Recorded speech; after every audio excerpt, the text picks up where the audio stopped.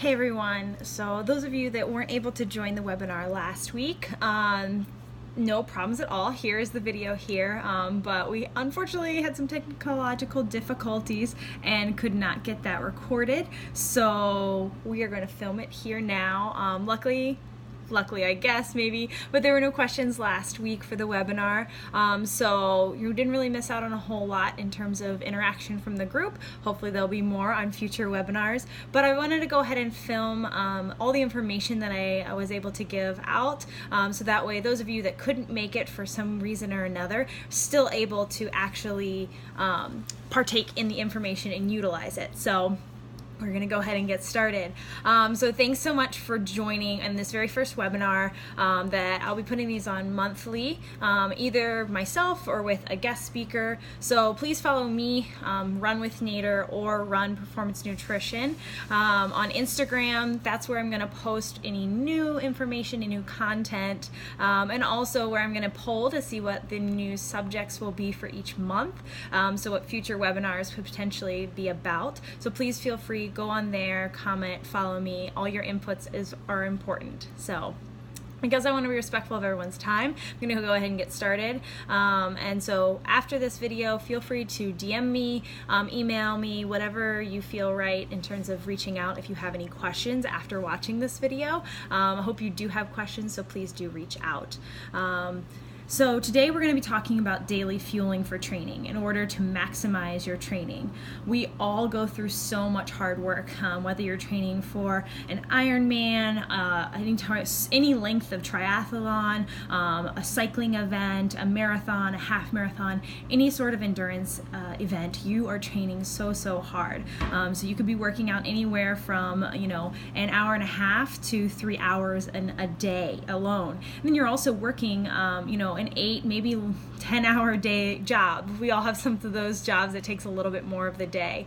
So fueling right can make the difference between getting to that start line healthy and happy and injury-free. It can also make the difference of athletic improvement or staying stagnant in your athletic abilities.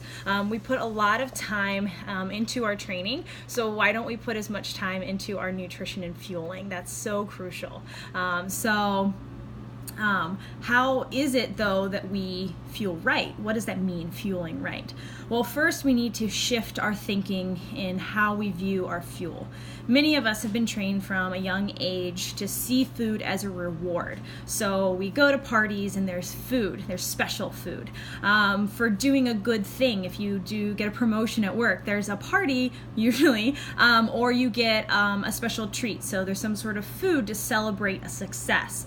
And that's 100% okay, but it kind of affects our viewing of food. It can motivate out of a way of eating, whether we realize it or not, especially in training. So for example, we run X number of miles, we can eat so many donuts. We've all been there before. I've definitely viewed my food that way before myself. You name it, we've all been there. So now imagine you can see your food as fuel. So let me say that again, food as fuel. Everything you eat and drink is fuel for our bodies and brains to function. If we put quote unquote trash, processed foods into our bodies, we can't really be surprised when they don't function the way we want them to function. They don't respond in workouts the way we want them to respond. When you put premium fuel into your bodies, you're going to start getting your goals. You're going to start hitting those goals. So we need to start thinking, so changing our lens and viewing food as fuel. So next I'm going to talk a little bit about periodization nutrition. So this is the idea that our nutritional needs are different every single day. Which is 100% with all of us athletes. We're not elite athletes. We're not, our job is not to work out and do all of that, but we're putting in just that same amount of time as some elite athletes out there while still working a job. So no matter what sport you're training for, we all have different intensity days. So we all have those rest days, those low intensity days, those high intensity days. And those intensity is measured based off of heart rate usually, depending on your sport. And that can, running heart rate ranges look very different than swimming heart rate ranges. So being aware of those intensities based off of your sport. So with those high, medium, low intensity days, this is how you should view your fueling needs. Those needs are both energy and caloric driven. The more we burn, the more we actually need to be intaking, or else we honestly run the risk of depleting our bodies and running on empty. And I think we potentially all have been there where we run on empty, and we know what that feels like. If we feel fatigued, we feel it in our muscles, we feel it deep in fatigue, and this can be just from a few 100-calorie deficit from a day before going into, for example, a long run, a long ride. So that's where we want to make sure that we're being aware of our needs based on a day. So for example, a low intensity energy day is going to be anywhere from 1,600 calories to 2,000 calories. And this is a range for many reasons. One reason is because we all have different needs. We're all different body shapes, different sizes, different genders, different intensities, different sports. All of those things play into what our caloric and energy needs are. So the range for a low intensity day is anywhere from 1,600 to 2,000. For an intensity, that's going to be anywhere from 3 to a 5 intensity, 5 being the highest intensity. So those high threshold workouts that we might be at, that's going to be anywhere from a 2,000 calorie a day need to 3,600 calorie needed a day. And that's just to maintain a lot of times. If you have goals of building muscle or things like that, then your needs are going to be changed definitely. And for those endurance athletes out there, which are most of you listening, those needs could even go anywhere from that 3,600 all the way up to 5,000. When we're in endurance sports, our needs are 100% a little bit higher because we're slow burning, we're putting our bodies through a lot of stress, and we need that energy in order to function on a day-to-day basis, not even just for our workouts. So the fueling for energy is just so important on a day-to-day basis, and adjusting that based off of what our workouts look like per week and per day. So next I'm going to talk a little bit about macronutrients. Macronutrients are really important to understand. I've talked a little bit about it in some other building your plate for performance talks as well that I've done. So I'm going to harp on it again because understanding that all the macronutrients are important for us as athletes is so important. One is not better than another. They all work as a combined effort to make us stronger, better athletes. So the first is carbohydrates. Important for us endurance athletes. Carbohydrates are so important for us. They're the most readily accessible fuel for our bodies. So they are the foods that contain carbohydrates, allow us to basically make sure our glycogen stores are ready to go for that day. So even if we maybe aren't mentally there for a workout, we can have confidence in our fueling that our glycogen stores are ready to go, so that energy is ready to push us forward, ready to get us to that into that workout or to the end of that race, whatever that looks like. And it's important to understand that carbohydrates aren't evil. They are super essential for us as athletes. So making sure that you're getting plenty of that in your daily needs is so important. One of the things that it is really important to understand is that the depletion of a body's carbohydrate stores is associated with fatigue, increased perception of effort, reduced work rates, and impaired skill and performance. That last one, impaired skill and performance. None of us out there want to be impaired in our performance. So that means we need to make sure that our carbohydrates, our intake is adequate for us as individuals. So a lot of times that can look anywhere from 45% of our energy intake should be coming from carbohydrates, anywhere up to 60% of our daily energy, so 45 to 60% should be mostly coming from carbohydrates to intake, making sure our glycogen stores are good to go. Some recommendations for foods to get those carbohydrates in are going to be fruits, vegetables, those first two are really important, whole grains, dairy products, beans, legumes, and sports nutrition products. That's what we have.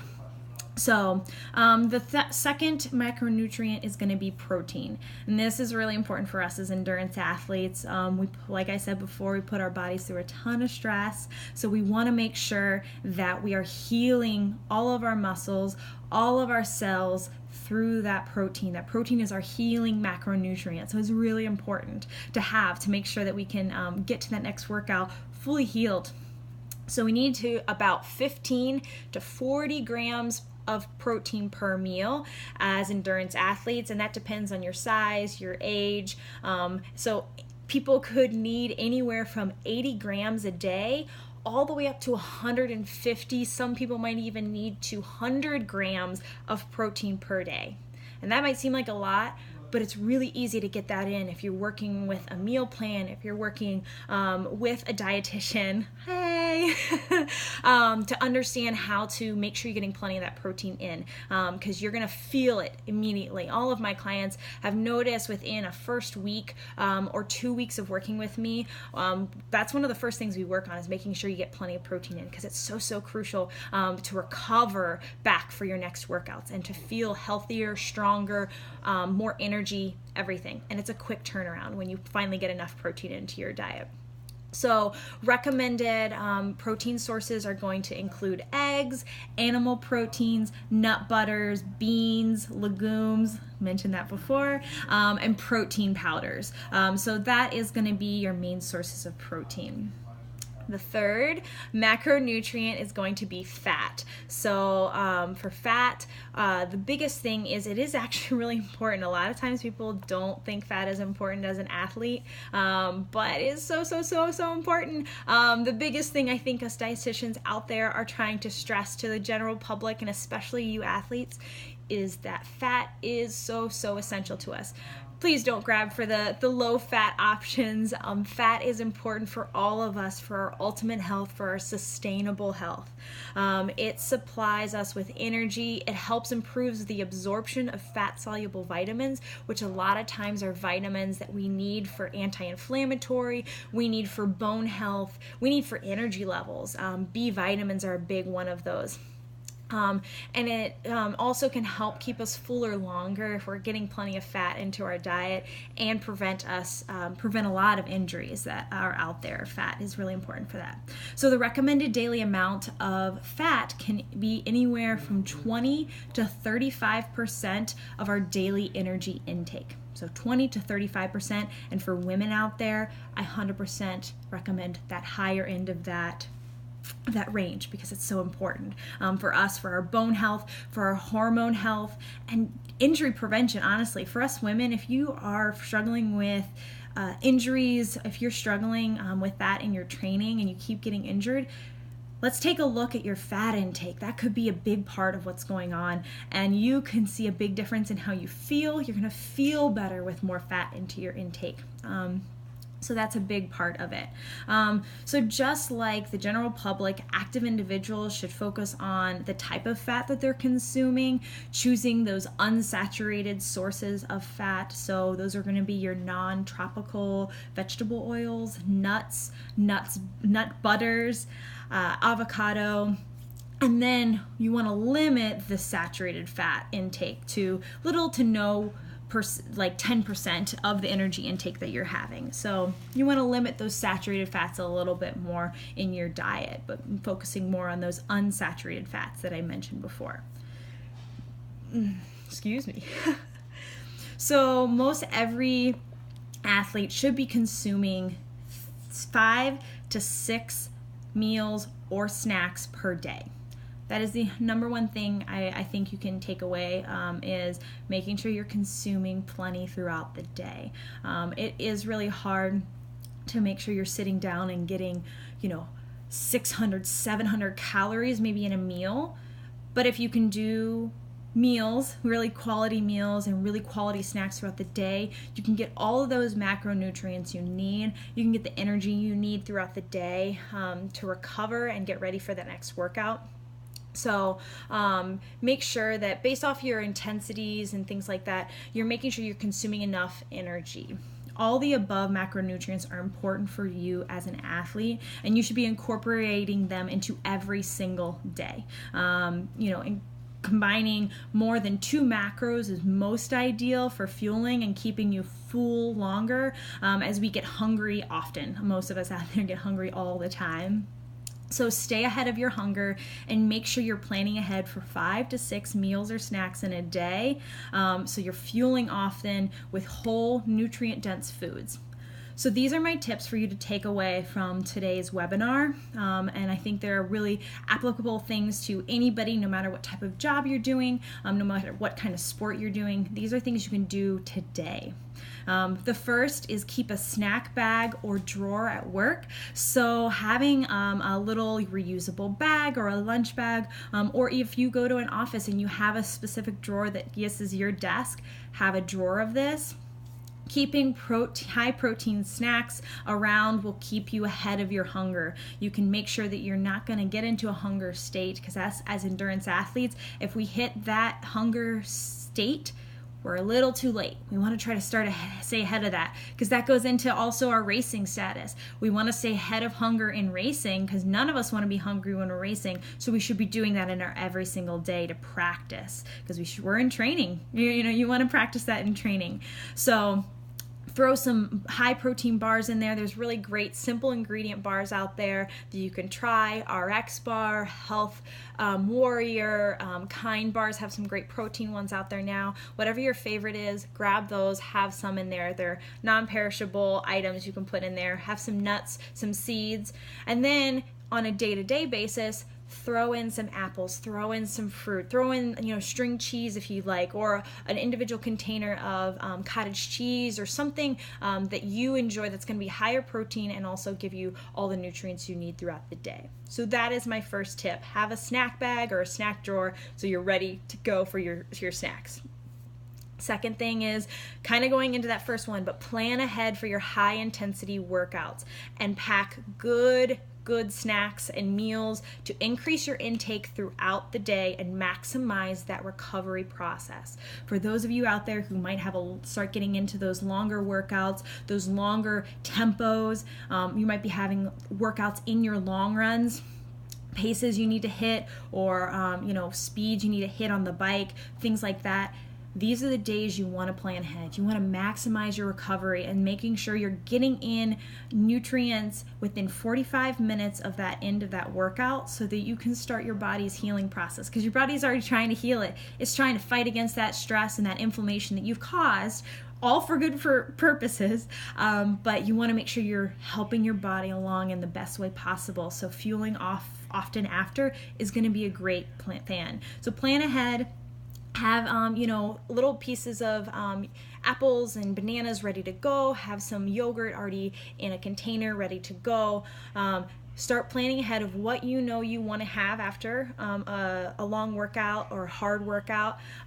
So for me, it's going to be liquids. I love liquids afterwards. I'm not really like to chew things, so I make sure that I have either a pre-made smoothie or a protein shake or protein drink ready to go. So that's the first thing I intake when I'm done.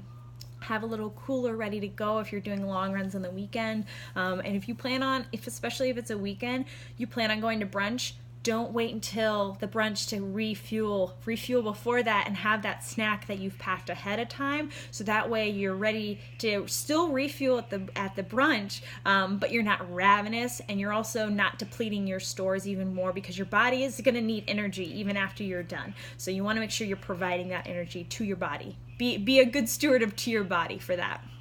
So the third thing that I want to recommend is meal prepping. The best thing you can do is meal prep, whether that be for actual meals or that be for snacks. If you're meal prepping, you're 100% going to maximize your fueling process, your daily fueling process. it's the number one thing you can do. Even if you're just making 1-2 recipes in a week, it maximizes your chances of when you come home from a workout or you come home from a long day, maybe you do your workouts in the morning, you come home from a long day, you are going to be more likely to have that whole nutrient-dense meal that you've already prepared. Maybe you just have to do a few minutes of reheating or maybe cooking the protein that's going to be on there, whatever that looks like. You're more likely to have that high nutrient-dense meal taken in than ordering out, than having maybe something that's not mostly ideal for your healing or recovery process. So meal prep as best you can whenever you can. Take a few hours a week and just plan 1 or 2 recipes that you can make sure that you have. Some snacks too. Bagging up those snacks beforehand are going to be great for you. So those are my 3 tips for you today. And I just want to leave you with this tip or this fact that came from a research study that I was looking at. And it goes into a lot of the things we talked about, but it's important for us as athletes to make sure we're getting plenty of that fueling in daily, because important nutrient facts for us for performance, for athletic performance is, so out of this study, 72% of the athletes improved athletic performance when they focused on their meal timing. 72% improved when they started focused on meal timing. So when you're intaking that, when I talked about how 45 minutes within finishing a workout, intaking nutrients, that is that meal timing. Understanding that, getting into that groove, create a habit. 21 days. If you kind of can get that in 21 days, research shows that you can start to make that a little bit more of a habit and it's less of a chore. The second statistic from that same study was that 75% of those athletes improved their athletic performance by focusing on meal frequency. Talked about that 5 to 6 meals or snacks in a day. 75% of those athletes increased their athletic performance, improved their athletic performance by focusing on meal frequency. So I wanted to leave you with those statistics. That's a big difference. So that's why I want to talk about daily fueling, and I'll definitely talk about more of it because there's so much that goes into it for us as athletes on a daily basis. So thank you all for joining, and hopefully this video is really helpful for you guys. Like I said at the beginning, please DM me, please reach out with any questions you might have in nutrition. A lot of you out there are training for a marathon or an Ironman or some sort of triathlon distance, and they're all coming up in the fall. So we're all getting into the depths, the trenches of our workouts. So if you have any questions, feel free to reach out, and stay tuned on Instagram for when the next webinar will be and what the topic will be. So thanks for joining me, guys, and hope you have a great rest of your week.